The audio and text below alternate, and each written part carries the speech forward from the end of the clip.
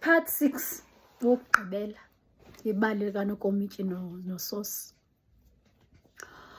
uNokomityi ke aziqhubekele ngobomi. Uvile uba phofu yena wayekade kudala eziqhubekele, qha ngoku ubethwa ngumoya kaloku ngoba noko sekakhona ngoku umntu ovana noSosi and sebede banomntana. Hayi, ngenye imini uhlela uNokomityi kowabo, uyafuna ke ngoku ubaby number 2, baby mama number 2. Ndinengxaki apha, ndinengxaki noSosi. Athi uNokomityi, hayi sisa, ndiqonda uba ufowunela inamba erayithi. Usho uba ufowunela inamba erayithi? Ewe Nokomityi, ndiyayazi uba ndifowunele wena, ndicela ungicebise, andikwazi ukuphuma apha. Lo mntu lona undixakile. Nangoku indlela le aphambana ngayo, uhambe nomngxunya kowabo omkhulukazi, uthi ufuna ukwakha, ufuna ukwenza i-swimming pool. Hayi bo, uyamazi uba nangoku wakhe idonga kwabo yedwa waligqiba ngenyanga. Okay sisi, kutheni le nto ndifowunela, ufuna ntoni? Yisisi, lo mntu lona uyandingomba, undingomba ndixelela ndihlanganise nomntana. Hayi bo sisi, ayihlekisi ke loo nto leyo, ngoba kaloku uNokomityi ugqithile kuloo nto. Uyayazi uba ibuhlungu kangakanani le nto ayenziwayo le ntombazana. Ndithi ke mna kutheni ungambophisi? Athi ayikho into endingayizamanga. Athi ayikho into endingayizamanga. Ndithe ntombi, into endisebenzeleyo mhlawumbi ngeke kusebenzele, kutsho uNokomityi. Athi heyi, and ngoku kuzawuphuma isidumbu, ngoba xa ndingaphuma ekhaya uphula kwazifestire, ubetha kwasani, uqhaba kwazinja. Ndithi hayi ntombi, xolo andinokwazi ukunceda and andifuni kwawusondela mna, kutsho uNokomityi. Ndaphuma kobo bomi. Hey, kuyiqiqi. Hayi, uNokomityi uva kuthiwa uSosi ebeleqa unina ngobhushi Celemba esitratweni. Uva kuthiwa uSosi uyaraka. Uva kuthiwa uSosi ungene kwenantsika ezinto zitshaywayo apha ngaphandle. Kuyiqiqi kuve kuthiwa ubaby mama number 2 ebeleqwa ngezembe nomntana esitratweni. Hey, ayibone le nto uNokomityi uba yeyi, andifuni ukwazi, ngoba imvuselela amanxeba yonke le nto. Athi andifuni uyazi le nto enzakalayo. Kwenzeke ke ngenye imini uNokomityi uya esibhedlela uyokhupha izinyo. Phofu njengoba eyokhupha izinyo, umbonile uSosi lo exhatyiwe ngabantu ababini.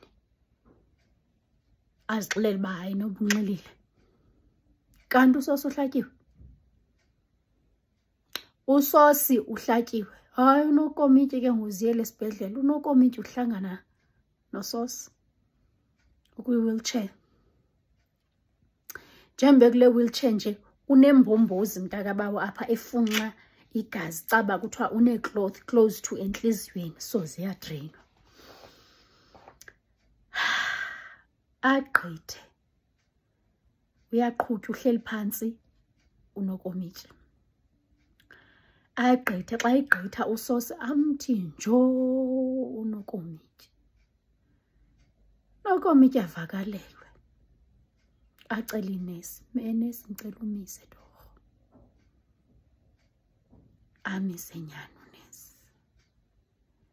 Athi kwenze njani? Athi nje bendibanjwe inkunzi, so ndiye ndahlatywa.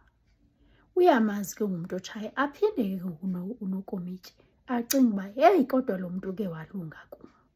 Lo mntu ke wandincedisa ukhulisa wam umntana angamzalanga. Lo mntu lona uye wandincedisa ukhulisa abantwana basekhaya. Acinga ezo zinto uNokomityi, akalibale zonke ezi zimbi athi unalo icuba kodwa, athi hayi, athi khona into zohlamba, athi akho mntu waziyo abantu lapha, aye etuckshop unokomityi yalapha.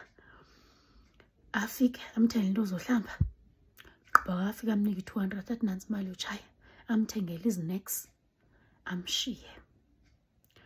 Unokomityi ke ngoku xa efika endlini uvele okhupha izinyo, uyaqaqanjelwa, kunomoya phandle, naku uyaphaphatheka, uya kulo sosi.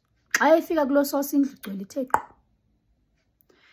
Bethuna bendize apha ndizoxela ndihlangene nososi esibhedlela. Usosi uthi bebanjwe inkunzi. Kwathe yeyi susifundekela ngaloo mntu thina. Siyamazi kakade busesibhedlela.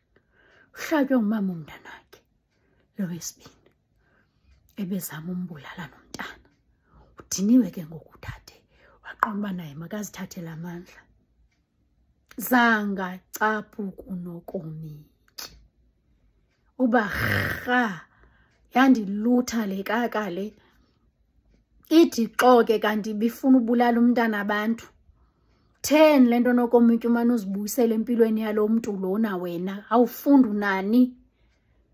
Awufundi unani? Mini ke unokomityi waqhawula i-umbilical cord yakhe nalaa nkwekwe elishwangusha lento elisisiphithiphithi elibetha kwasani elifuna ubulala elingahloniphi nina. Wayaqinisekisa unokomityi uba owakho umntana umbhekelisa le kunalaa weyi.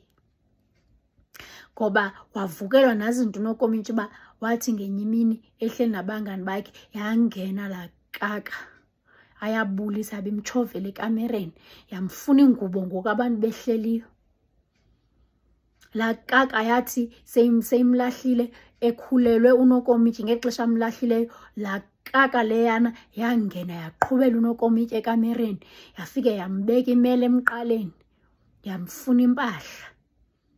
Wangena umntana kanokomityi lo mntu i-firstborn yakhe, yama emnyango umntana, 5 years, wabukela loo nto. Wabukela loo manyala emane emcengethi ungenzi. Asithi sosi ungenzi umama. Kulapho ke waqonda unokomityi yabo ngoku funeka ndiqale ndimxolele unokomityi ngoba naye unokomityi uvumile bezinto zenzeke kuye. Unokomityi umane ebuyelela pha. Uba ebengamananga ebuyelela pha, mhlawumbi into ezininzi kube zenzekanga kuye. Unokomityi wafunda uba phambi uba makakwazi uxolela laa mntu engekaliceli noxolo, funeka acele uxolo kuye unokomityi ngoba naye uyidlalile yakhe indima eyenze uba nabanye abantu mabebe affected kuloo mjolo wakhe wamanyala. Ukuze akwazi ukuyigqithisa loo nto unokomityi wanceda ngokuba makakwazi uzixolela, azazi nezakhe iimisteyikhi azenzileyo kuloo relationship leyo ngokuhlala, emane ebuyelela ehlala.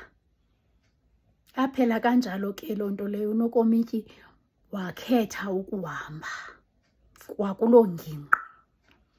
Wathi mhla unokomityi ezothathwa ngumntu wakhe ngetrakhi bepakisha iimpahla zakhe, wayeme esitratweni usosi esithi, uyandishiya, uhambelani? Waqonda unokomityi yabona uba ndize ndikwazi uphuma kule nto, mandiphume kwakule incubator. Wahamba kanjalo, wahamba waziqhubekela nobomi bakhe unokomityi.